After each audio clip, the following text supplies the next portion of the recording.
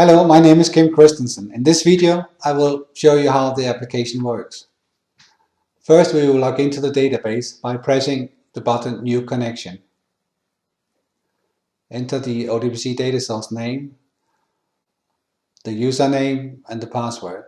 If this succeeds, you will be asked to enter your Oracle application username and your Oracle application password. Now you will see that the form is being populated with data. It reads automatically the setup. You can see which database we are accessing and the username we're using here, operations. And you can see which release of Oracle application we are connecting to. On the left hand side here, you see the ledger category, the ledger currency, the inventory organization, the calendar name, and the chart of account that has been assigned to this ledger.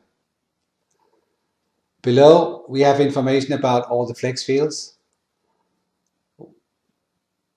the segment names, the segment numbers, and the segment qualifiers. It's supporting up to maximum of 15 segments. There are also information about the asset flex fields, like this: major category, minor category, location flex fields, country, state, city, building, and so on. Let's go back to the GL accounting flex field.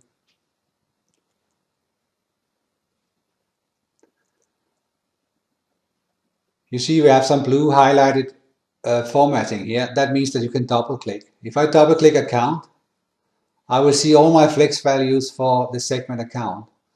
You see information about parent, enabled, start date, end date, budgeting allowed, posting allowed, and type. If you want to see all the equity account, just filtering like this. Or if you want to see all the revenue account, like this. Let's choose all again. Now let's look at this parent. Let's look at the children for this parent called 1100. And here we have all the children for this account. I can go back. If you look further down, we see all the children. If I double click on this one, it will just say that this is not a parent value.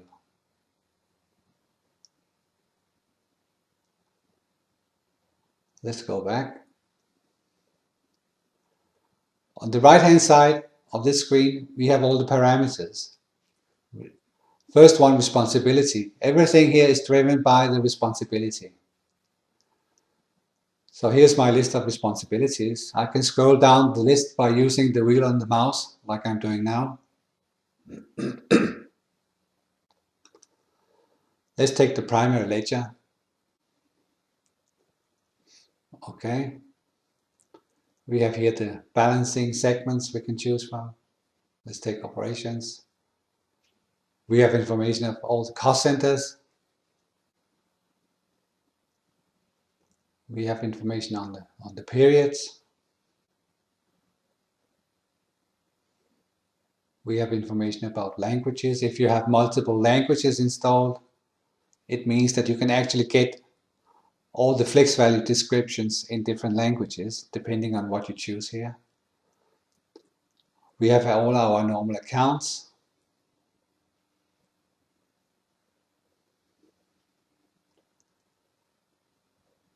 We have our budgets.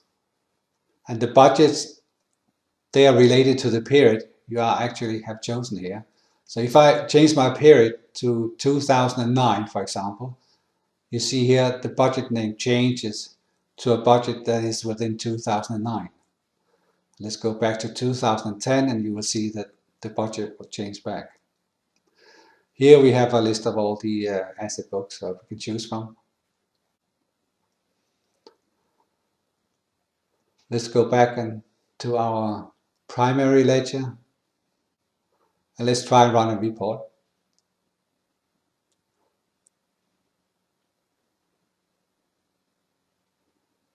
We have to choose the right balancing segment. We have to choose a period where I know we have some data like this. And let's take this profit and loss balance sheet with estimated result. I just choose from the list and click the button Run. And here you have the profit and loss statement.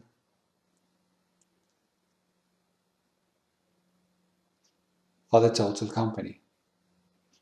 If I click the toggle key, I'll get the related balance sheet.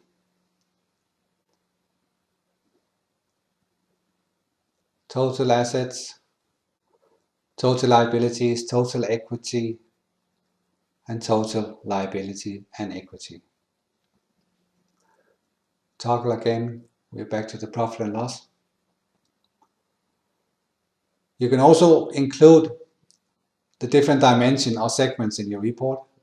If I, for example, want the cost center included in my report, I just tick the box and click Run. And now we have exactly the same report, but it will be split by a cost center segment as well.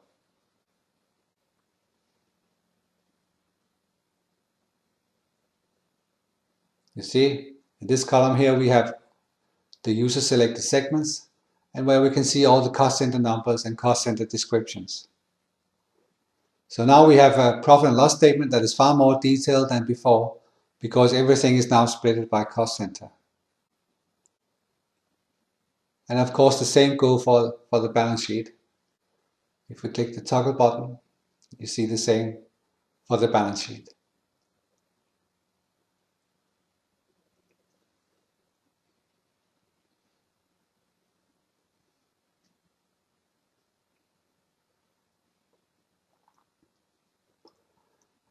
Now let's see that we want this report only for a certain cost center, for example, this one 420. I just choose the cost center instead of percent, and now I will get the same report just for a single cost center. In this case, 420 Sales East.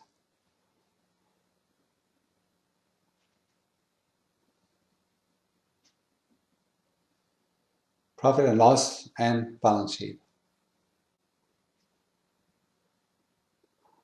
If you want to copy the data, there's an easy way to do it. Just take a snapshot, enter a name for the snapshot, click OK, and then you will see we have an additional tab in the bottom where we have copied the data from the profit and loss.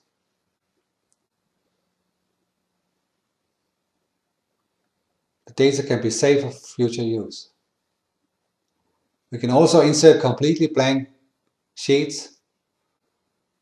And the same way, you click the button, you enter the name for the sheet, and it will appear as a new sheet like this. And you can do whatever you want in this.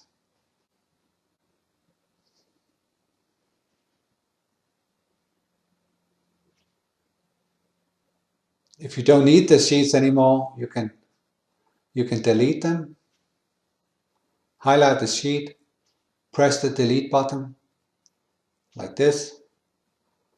We want to delete this one as well. Okay, if we try to delete the application itself, it's not possible because the worksheets are protected.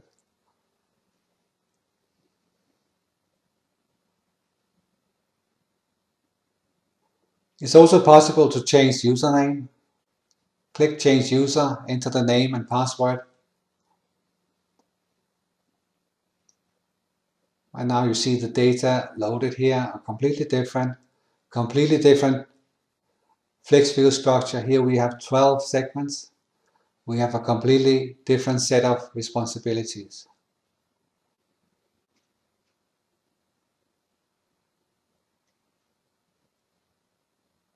This was a quick overview. Thank you for watching. I will log out.